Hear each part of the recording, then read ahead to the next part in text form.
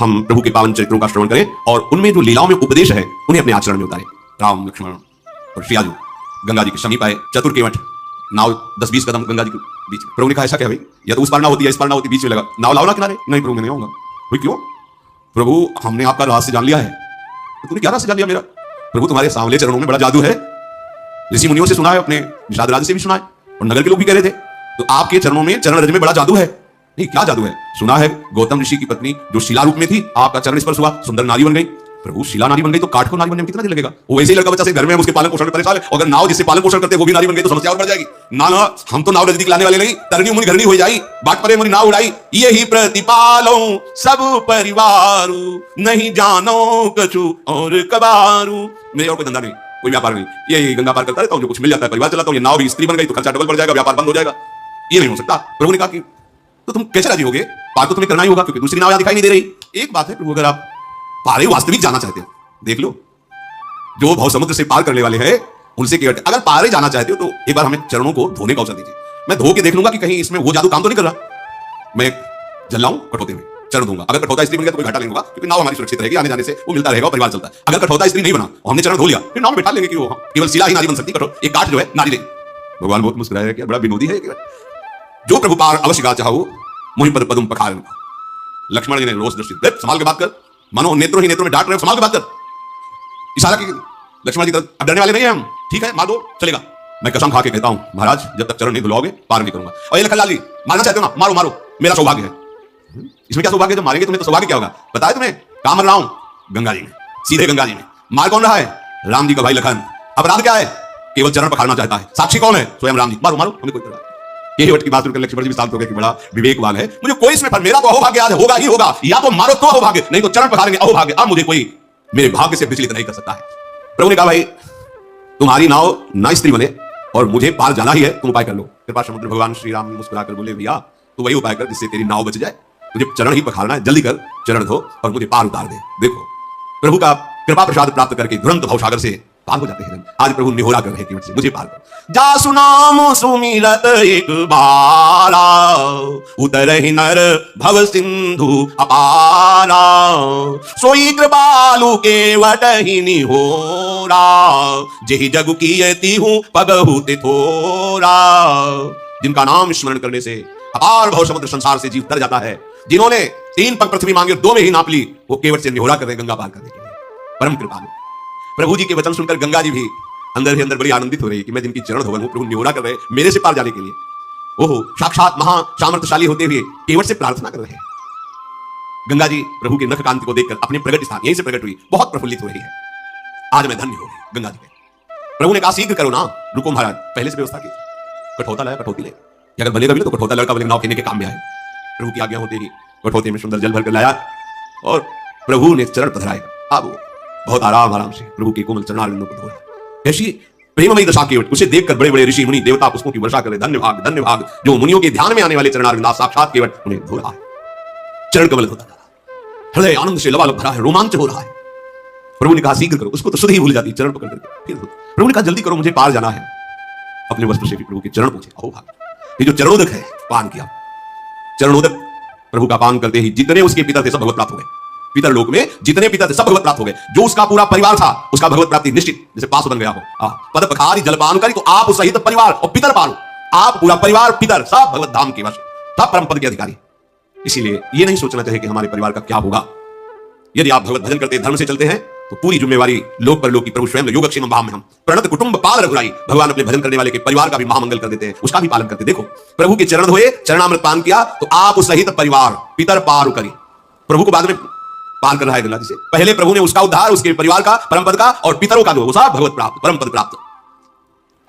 प्रभु को गंगा पार की बार बार मुखमाधुरी देखते हुए नौका चला रहा है। जब पार हुए तो लखनलाल जी, सियाजू, रामजू उतर करके गंगा जी की रेती में खड़े हुए।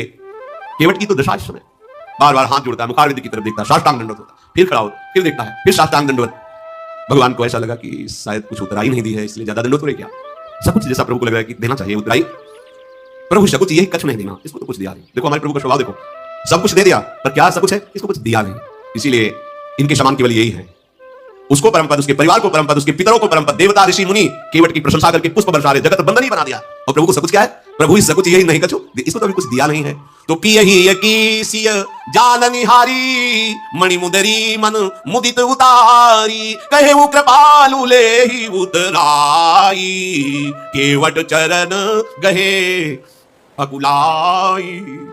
नाथ आजू मैं काह न पावा, मिटे दोष दुख दारिद दावा, बहुत काल में किन्ह मजूरी, आजू दीन विधि बनी भली पूरी, अब कछु नाथ न चाहिए मोरे, दीन दयाल अनुग्रह तोरे।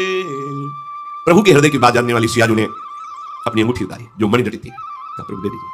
प्रभु से अंगूठी के लेकर कहा ये उतराई ले लो, विकल होकर चरणों में, प्रभु आप कुछ नहीं चाहिए, आपने जो दिया है बहुत जन्म जन्म से मेहनत करता रहा, जन्म जन्म जाने किसी उनमें गया, क्या क्या कर्म किए नाथ, आज हमें पूरी मंजूरी मिल गई। क्या पूरी मंजूरी क्या है? आपके चरणारविंद का स्पर्श, आपके चरणों की सेवा और आपके चरणों का प्रेम। अब नाथ मुझे कुछ, अब मैं तृप्त हो गया हूं, अब कृतकृत्य हो गया हूं, अब कोई चाह नहीं रह गई है। नाथ आपको पा लिया तो आज सब कुछ पा लिया, अब कुछ पाना बाकी नहीं रहा। मेरे दोष, मेरे दुख, मेरी दरिद्रता सब नष्ट हो गई। आपके चरणों का स्पर्श करते ही मेरे हृदय में जो परमानंद, अब इससे बढ़कर कोई भेंट नहीं है। दीनदयाल आप कृपा कीजिए, मुझे कुछ देकर ऐसी बात, अब मुझे कुछ नहीं चाहिए। प्रभु बार बार करे कि ले लो ना, नहीं ठीक है वो सब ठीक है आप ले लो।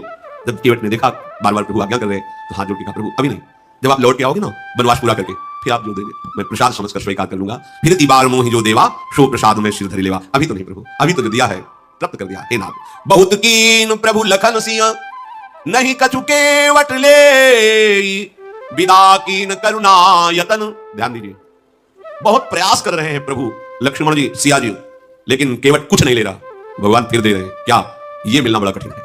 बहुत कीन प्रभु लखन सिंह, नहीं कछु केवट ले, विदा कीन करुणा यतन, भगति विमल बर दे। जाओ, तुम्हारे हृदय में प्रेम लक्षणा अखंड भक्ति अविरल भक्ति ये दुर्लभ है, इससे बढ़कर कोई लाभ नहीं है। करुणा के धाम प्रभु अपने श्री चरणों का प्रेम प्रदान की। नहीं कछु केवट ले तो फिर क्या दे? प्रेम। पाई रस भक्ति गुण जुग जुग जग, दुर्लभ भव इंद्रादि विधिम, आगम निगम पुराण अगोचर। वो महाप्रेम। फिर रघुनाथ जी ने महादेव जी को शरणवा करके गंगा जी से नमन करके आज्ञा ली। सीता जी ने भी गंगा जी को प्रणाम किया और कहा आपके आशीर्वाद से 14 वर्ष पूरे होकर जब वापस होंगी तो आपको पुनः प्रणाम करेंगी, आपकी आराधना करेंगी। पति देवर संग कुशल बहोरी, आई करो जही पूजा तोरी। आप ऐसी कृपा कीजिए। तो गंगा जी की धारा से वाणी प्रकट हुई।